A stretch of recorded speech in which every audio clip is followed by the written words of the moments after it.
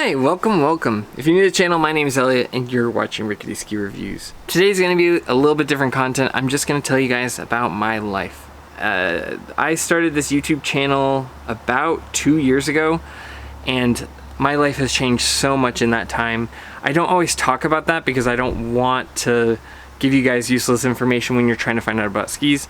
And with it being summer and slowing down, I thought this might be a good time to talk about it because I have a lot to say and a lot has changed in my life in the last couple of years. To give you guys some background, at the end of 2022, I left a job that I had been working in financial tech. It was the beginning of my son having what they call like degradation or regression in his speech. He wasn't diagnosed with autism yet, but we had a speech therapist coming to the home and I had started speech therapy because there was a long wait list for diagnoses or for assessments for autism. So I was taking my son twice a week to speech therapy, and we even had someone from the state coming in and providing speech therapy from health and welfare. With that, I was working remote. I kind of started that job during COVID times, and they were telling us that they were going to bring everyone back into the office. Obviously that didn't work with me being able to bring my son to speech therapy. So I took an offer from a different job from this company and said, oh yeah, we'll let you work remote all the time. It's gonna be great. You're gonna work in sales, yada, yada, yada.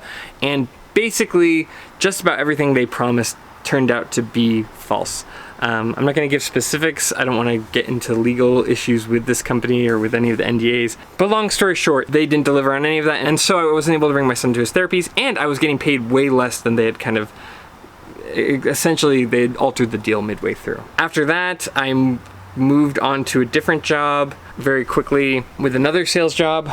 It seemed like it was going to be a great fit, but my manager had only been there for a few weeks and it turned out that they weren't really training me, and I was let go almost instantly. I was let go in 2023 about a month before Christmas. It was November. I remember just the stress of being unemployed with 3 kids around Christmas time. And at that point, our heater had gone out and I just about lost my mind. It was so devastating, frustrating. At that point, my wife basically stepped up and said, hey, you need to stop looking for these random sales jobs. I can work a shift and a half and make more than you're making in a week if I just pick up these incentive pays. A lot of times these shifts will pay double or time and a half. So my wife said, just cover the kids so I can pick up these shifts and we'll make it work. And honestly, without my wife, I don't know how our family would have gotten by through this period. It was so stressful, it was so detrimental, and my wife really kept us afloat through everything. During this time, I was providing all of the childcare. Kids with autism, they tend to get up a lot, so my son still, to this day, will be up at 1 a.m., 3 a.m., 5 a.m., whatever. So I'm the one that does all of that, just to make sure my wife could sleep and be recovered for her shifts. Now, this kind of coincided with the YouTube channel. I already had the YouTube channel prior. My first video was while I was still employed, and I was looking at buying a pair of Atomic Bent 100s because everything I'd read online said they were great. That year for 2023, 2022, 2023, that year's ski was super noodly. The wood they had was too soft, and I just said, these skis stink. And I recorded on my phone vertically instead of horizontally. I did just about everything wrong. The audio sounds terrible when you go across the chairlift, but I just said, hey, these skis aren't that good for carving. And that was kind of the birth of the channel. But I was still employed, and it was just kind of something where every few months maybe I would throw up a video. Cut to being unemployed, doing all of the childcare, which honestly for us covered like maybe between 3 kids was like close to $2,000 a month worth of childcare. But covering all of that for my kids, getting them to school pickups once they finally got to school age was really, really critical. And I started making these YouTube videos regularly where I would just borrow skis or demo them. I had a demo shop where they were willing to give me a really severe discount, and I was able to do a couple of my first reviews that way. My first like real reviews, I guess. And it just kind of snowballed from there. Really, this YouTube channel was never meant to be a career or anything like that. It was just a way of having a hobby that wasn't my kids all the time, because when you're up late at night with kids and when you're watching your kids 24/7, that's your whole life, and I needed something that wasn't that all the time. And that's when I started making these videos regularly. Since that time, in the last year and a half, things have changed so much. Now, for a lot of these reviews, when I make them, it is the #1 result for that ski. And that's no dig at Ski Essentials. I like those guys a lot, but I'm just saying, like, the fact that I'm even in the ranks or in the mix with Ski Essentials is far beyond what I ever could have thought was a possibility. And I really approached the whole YouTube channel as just a skill. Like, hey, I know I suck at this. I know my videos at first weren't good, but if I keep making them, eventually they'll get better, right? And so I just treat it as a hobby. Just something I wanted to get better at. Since then, I just finished doing our taxes for our first year with YouTube ad revenue from year one, and of like doing it consistently.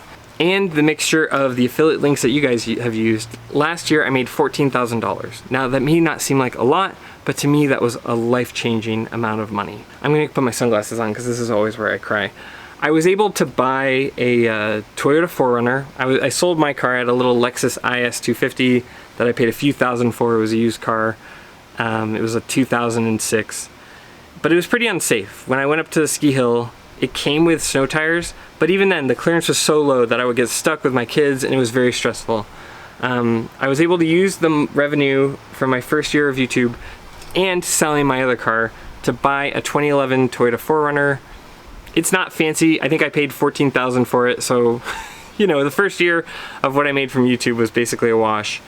But at the end of the year, after I had done that, there was a few $100s left over in my account, right around you know, basically Christmas. And this is the part where I get choked up, I'm sorry. You know, I was talking with my wife, and my wife is the one who really keeps our house afloat and everything, and my kids have never gone without anything. But last Christmas I was able to say, you know, hey, I'd like to buy the kids Christmas gifts this year. You know, you're paying for everything else, let me get this. And it was the first time in like the last 2 or 3 years that I was able to do that for my kids. And gosh, that just meant a lot to be able to do that and not worry about it. Obviously it isn't what keeps the lights on in my home. It's not a ton of money. I'm sure most people watching this who are skiers who make a lot of money, that seems like a pretty insubstantial amount. But for me and my family, it was huge. And I've mostly spent the money reinvesting back into the channel, you know, getting the upfront cost for the t-shirts we did around Christmas time, or getting things set up for the shop that I'm trying to build out, or using it to buy skis that you guys want reviewed when the brands don't want to send me stuff. And but just having a few $100s around Christmas time compared to where I was 2 years ago, where it was Christmas time, we'd already gotten the kids gifts, so it wasn't a big deal, but being so low on funds and just losing my job a month prior, I remember my heater went out, my furnace went out, and it went out on Christmas Eve, of course. And I remember putting my kids in sleeping bags because I could get the furnace to turn on, but I couldn't get it to stay on through the night. So I basically pumped the house full of heat, which I'm sure was expensive, and then had my kids go in sleeping bags because I couldn't afford to hire a heating person, a plumber, whatever. I couldn't pay someone to come and fix my furnace on Christmas Eve because I knew it would be so expensive. I remember I had figured out on YouTube what was wrong with it. It's called a flame sensor. It's this little thing to make sure that you actually have a flame in your furnace and it's not just dumping carbon monoxide. It's an important part. It's like a $2 part. But it was Christmas Eve, and I remember I was driving around all of the plumbing supplies or whatever. I don't even know what they're called. They're basically suppliers for the people that go out and service these furnaces. And I was driving around and I'd found the part at several different stores where they said, oh, we can't sell it to you. You're not a certified plumber. You're not a certified, you know, whatever. You're not using this for business uses. We have to keep these in supply for the people who do the services. And I just remember going in my car and yelling. At first, like, it felt like something out of Christmas Vacation, you know, like, they have the part. It's right over the counter. Just let me buy it. I'll pay 20 bucks. I just need to heat my house. And going from that to just sobbing in my car, like, I just, you know, as a parent, you feel like such a failure. I've failed at so many things in my life, and in hindsight now, it's great. It's a great learning opportunity, but it's hard. It's hard to fail during that time of year, and it just felt like a really low point. And this past Christmas, going forward a year, having a small amount of income from my YouTube channel and being able to say, hey, honey, like, you know, I've got the kids' Christmas gifts covered. Don't worry about it. Whew. I don't know. My kids have never gone without anything, but it felt huge, and I wanted to say thank you, because none of that would be possible without you guys watching my videos, without you guys clicking on links, without the supportive, kind comments I get in my section. A lot of my subscribers, because the channel is so new, have been here the whole time and have been my biggest cheerleaders. And I just wanted to say thank you. I never in my wildest dreams expected that this many people would care what I have to say about skis. It was just kind of came from a place of frustration with almost spending my own money on skis and having them not even kind of do what I thought they would. I think I'm clear from crying for the rest of this. What else has changed since then? So I was able to buy a Toyota 4Runner. You know, again, it's used. It came with like 130,000 miles. But every time I drive in it and I have my kids in the car, they're safer, right? This has side curtain airbags. It has high clearance. I had money to put good snow tires in it. You guys watching my videos makes my kids safer when I take them skiing. It really, really has impacted my life in a positive way. And there's no other thing I could do out there that would have this kind of flexibility, where I can make videos and still take my son to speech therapy, still take him to occupational therapy, still take him to behavioral therapy. There are so many therapies for kids with autism, especially when they're young, for early intervention. And having this YouTube channel has allowed me to take him to every single one and make sure he's getting exactly all of the early intervention services he needs. God, I might have to put my sunglasses back on. So thank you. Thank you. This YouTube channel has been nothing but a gift for me. It's obviously work, right? And I'm putting in a lot of work to try to get you guys as much content and the kind of content that I would want to watch. You know, first and foremost, I'm a big fan of this kind of stuff, but it has hugely impacted my life, my well-being, my children's well-being, and I just wanted to say thank you. What else has changed since then? Since the channel started, I'm working with a ton more brands. I still am refusing to take money from brands. It's certainly made things a little bit more challenging. It seems like channels that take money from brands almost have better access to this stuff because the brands are paying. They know that they have some kind of say in the final result.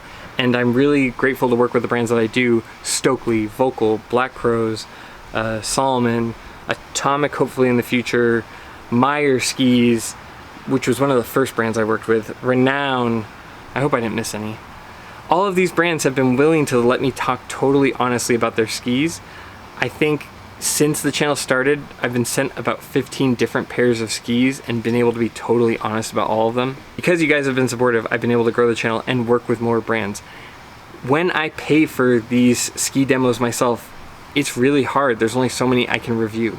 I also feel like in the last year, the video format is kind of becoming more precise and better. I'm happier with the reviews that I'm making. I like the way they look. I like the format. Everything feels just a lot more focused than it used to be. I feel like videos that used to take me 6 to 8 hours to edit are now taking me 3 to 4. I'm just really thrilled with the channel. I've had people ask me like, well, don't you want to like double your subscribers and don't you want to grow? And I really don't care about that too much. I think that the people who are in my community who are watching my videos are so great. You guys leave great comments. You have really insightful thoughts and opinions. You guys are helping each other with ski reviews.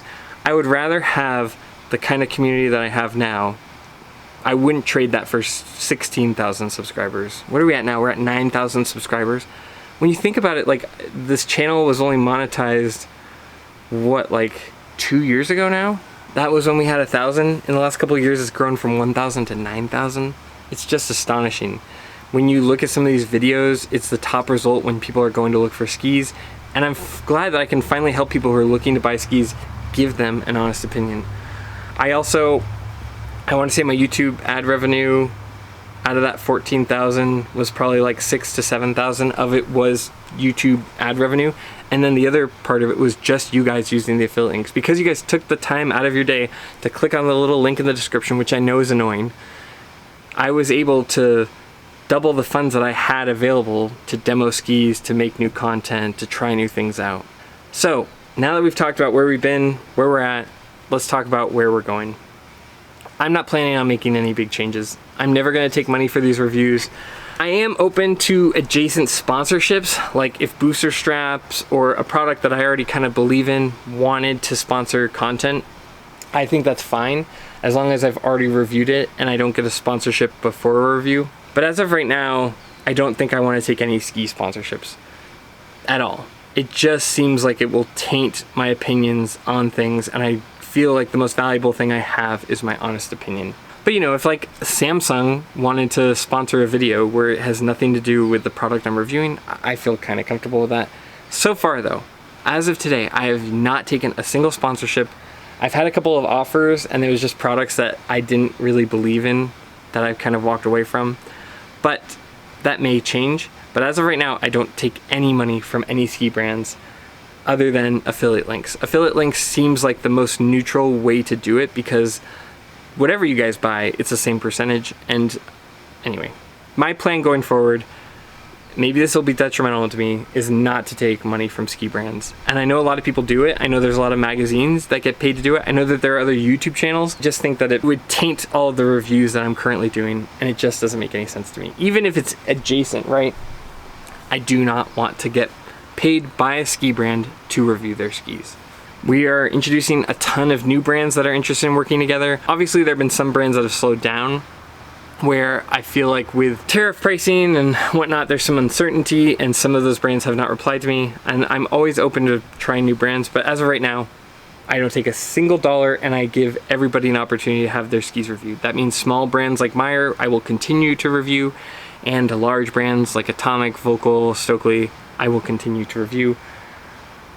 I'm always surprised that brands aren't more eager to work together because it usually ends up being the top result, one, and two, because I take skis from any brand, it's like a very even playing field for everyone.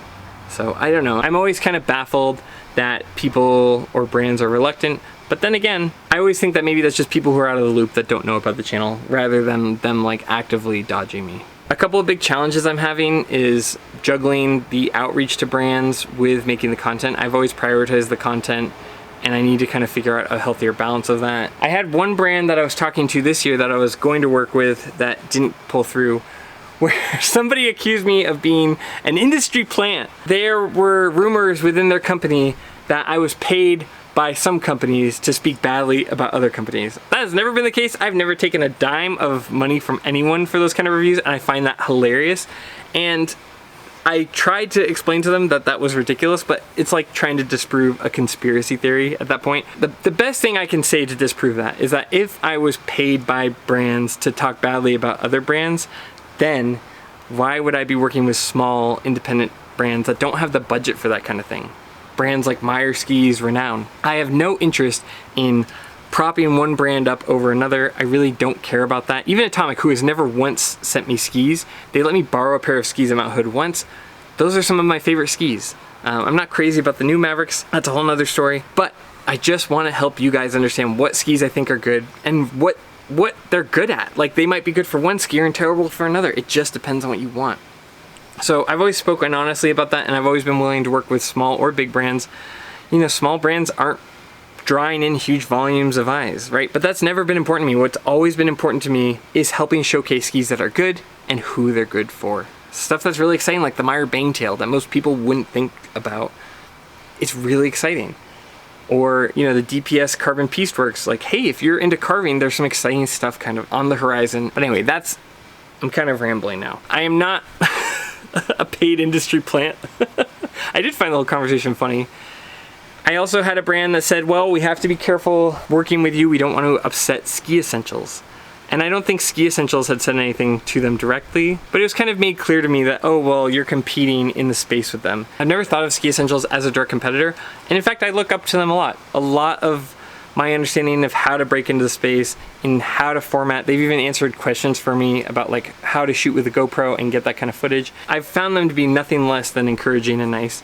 So I would assume that those brands are maybe operating under some kind of different information or, you know, some comment that didn't come directly from Ski Essentials. But it has been challenging where there are brands that don't want to work with me because they're afraid that they will upset Ski Essentials. I don't think that's Ski Essentials' fault. I don't think they did anything to do that. I think that was kind of something where that brand had read between the lines, but it has been challenging. I've been critical of Ski Essentials in the past. You know, the whole premise of a ski shop doing ski reviews has a couple of issues, right? Where if a ski's really bad, they're not gonna go out of their way to hate on it, because then they'll be stuck with a ski in their basement for the summer. But that being said, you know, the more of their content that I watch, the more I really do appreciate Ski Essentials. They don't take money for their reviews, which apparently is something a lot of these magazines, they have advertiser tiers. And Ski Essentials has never done that. For a brand that sells skis, they make above and beyond quality content for people to watch, and stuff that I watch. I don't watch Ski Essentials before I do a review, just because I don't want to accidentally have something kind of come in via osmosis and then, you know, I'm plagiarizing their review. I want all my reviews to be totally unique and independent. A lot of times, honestly, I'll even like not read the marketing from the company that sends me skis, which gets me in trouble sometimes. They're like, this is actually in the pamphlet we send you. I'm like, oh, I don't read the pamphlet till after the review, sorry. I just don't want someone else's opinion to come through. I want to give you guys my totally authentic opinion, and maybe that's a little bit extreme. But it has been a challenge having brands totally turn me away because they don't want to upset Ski Essentials. And the more that I see, the more that I appreciate them, and the more I think that maybe in the past I've been overly critical of them more than I should have been. The other challenge I'm always struggling with is just trying to figure out what you guys actually want to watch. It's so funny. I'll make a video that is a ski review. I'll put a ton of time and energy to it. I'll even sometimes buy the skis out of pocket so that I can get you guys stuff that I think you want to see. And then I make a video about poles, which is great, and I think it's interesting, but I don't expect anyone to watch it. And the ski pole review will totally eclipse the ski review. Or I'll make a reaction video or a ski deal video, and that also totally eclipses the ski review. I think the ski reviews are always kind of a slow burn, where people are slowly going to kind of see it as it becomes relevant to them in the winter. So that makes sense to me. But it is always funny where I'm like, should I even be Rickety ski reviews, or should I just be Rickety reacts at this point? So that's been a challenge. And those are just things that aren't bad, just things I'm trying to figure out ways around. I think with Ski Essentials, where brands are wary of working with me, you know, in Ski Essentials, if you're watching this, I will absolutely put your affiliate links in. If you guys want to start incorporating affiliate links into my videos, I will absolutely do that. I work with Evo and Backcountry and love working with them, but like I'd be more than happy to have my videos and then, you know, have it link out to your guys's web pages. I'm not going to do it for free. You'd have to match what everyone else does for affiliate links, but it's a pretty easy way for us to be aligned, and then, you know, brands don't have to worry about upsetting you guys when I make a video. Because I don't feel like Ski Essentials needs to be a competitor. I feel like they're people who are adjacent to me doing a very similar thing. There are things where, you know, I'm always critical, but in the bigger picture, I feel like we're pretty close aligned. There's a couple things that I don't love that they do, a couple of things that I think they do better than me, but Ski Essentials, if you don't want to be competing, just send me an email. I sent you guys an email about using your affiliate links. I'd be happy to do that. I just want you to match what I'm doing for a percentage for Evo and Backcountry and every other brand, basically. The way that I'm going to try to address content and improve what you guys want to see is just keep throwing stuff at the wall, especially during the summer. I feel like the kind of content I like to watch is very consistent and comes out, even if it's not perfect. So I'm just going to keep experimenting there. As far as ski brand outreach, I'm not sure what to do there. I do feel like things are getting better as the income for the channel has improved year over year. I do feel like I'm more comfortable where there's a handful of skis I can buy. So if you guys have a ski that you'd like me to buy that is really important, I know like the Armada Declivity is one of the ones on my radar. Things like that, let me know. I'll try to make it happen. I don't know how to deal with all the brands. They are so all over the place. I cannot believe a channel that gets this much reach has such a hard time working with brands, but you know, I guess it's a bit of an unknown for them, so it's hard to blame them too much there. So that's where the channel's headed. Those are my plans. I know I'm kind of beating the same drum over and over, but I do want to say thank you. I really didn't expect anyone to watch my YouTube videos. When I first started, I think I was really excited when one of my videos had 30 views. I was like, oh my god, this isn't just, you know, like people looking for this one ski, like, oh, a few people watch this. I remember one of my videos got 100 views, and I was like showing my wife how excited I was. And the fact that like on a daily basis, 1,000 people are watching one of my videos. It just completely floors me. I feel so grateful and so humble and so grateful that the people who are watching are such nice people. The ski community really has shown up to help one another out and leaves really nice, insightful comments. So thank you from my family to you, the viewer at home. Thank you for changing my life. YouTube has 100% changed my life. So anyway, stick around to the end. I'll have some bonus content. I'll give you a little tour of the workshop so far. I have basically just cleared everything out, so it's kind of a blank slate, but you'll get to kind of see at least a first preview of that. And as always, I'll see you in the next one. See ya.